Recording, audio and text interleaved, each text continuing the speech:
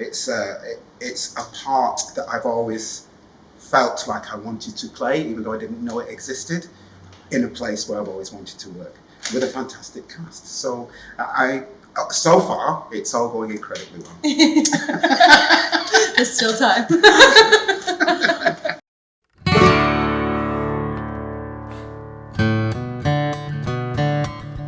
Hello, it is Alex here from What's On Stage. We are at the Menier Chocolate Factory in London, where we're about to exclusively interview the two stars of the very, very exciting new revival of The Baker's Wife.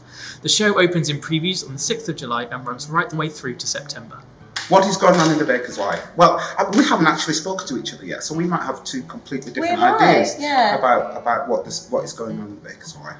For me, there's a man who has got an incredible jewel, something that is so precious to him, and is moved to a small village so he can keep it for himself without being challenged.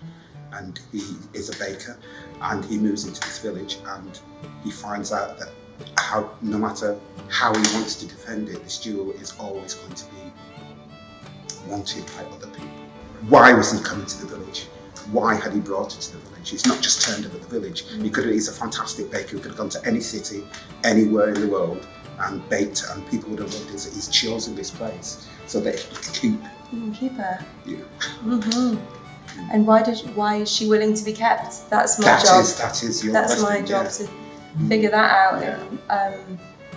And do I leave? Do I stay? How far will I push things? Exactly. And temptation and loyalty. Absolutely. It's not about trust for the baker. He completely trusts her. He just knows what other people are like. I've never worked here. I've seen many, many things here and have wanted to work here for a long time, but I've never. Have you? I have, technically, I have, but I On actually haven't worked. Yeah. Did you know that? I just know you've got a vibe about you. No, I did a tour of Little Shop of Horrors that went out after it had been on the West End. So I've actually rehearsed in the building and been out, but I've not actually worked in the actual theatre itself. And I've always wanted to. You've arrived. I have arrived. I have a ribbon. I have a ribbon. I don't seem to be able to get away from Stephen Schwartz at the moment. I spent a year doing Wicked, then had 6 months away from him, and then did Pippin, and now we're doing this.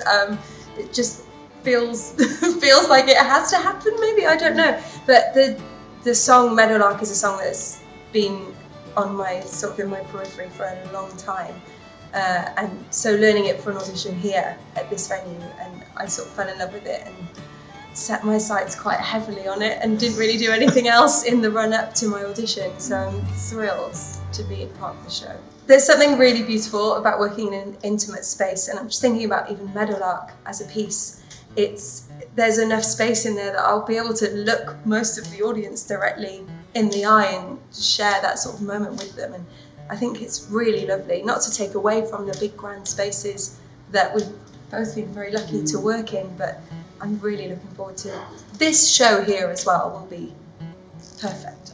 There's an intimacy within it that you, as a performer on the stage, you have to you almost have to ignore, but you have to accept. I know that sounds like a massive contradiction, but they do literally see warts and all, and there's no you can't pretend. You can't hide. You can't hide. There's You've no got to hiding. live it. You've got to, in a small space like that, you've got to live it. You've got to kind of feel it and live it, because literally as close as we are sitting now, sometimes that's how close you're performing. Beautiful writing is beautiful writing. There's something about the pieces that I've done that Stephen has done, like Prince of Egypt.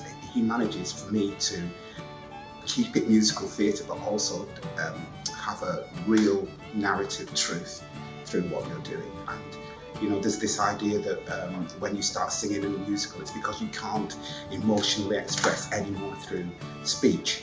And Stephen seems to understand that journey, and he just seems to make it easy. I don't know any other way to say it. It makes that transition easy, which makes the performance easier as well. You're not struggling inside going, I've got the top F.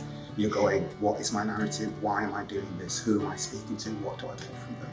And that's the beauty of this work. Yeah, I completely agree. It's just a really good way of saying it. You don't think about, okay, now I'm doing this part of my skill set. You just sort of continue on with the story. And for me, it's exciting as well. Yeah. None of his music is dull. None of it is pedestrian. None of it is easy. It's just, it makes you feel all the things that you're supposed to feel. And you don't have to work too hard to get that, I don't think, because he just puts it all on the page. We will work hard. We will. We will. Have to. Yeah. And it's a small town story, and all of the people who are involved in it, and it is going to be really interesting to. I don't know how much you know about who we're going to be in the cast with. I know. And me too. I'm so excited. It's really amazing cast that come together, and I think there's going to be no dropped ball moments with you. It's not possible with the group of people that they've assembled for this show. Honoured to be working with them. Yeah, me too. That's all we've got time for, so make sure you like, subscribe and comment, and make sure you come back here for more exclusive content. Have a nice day.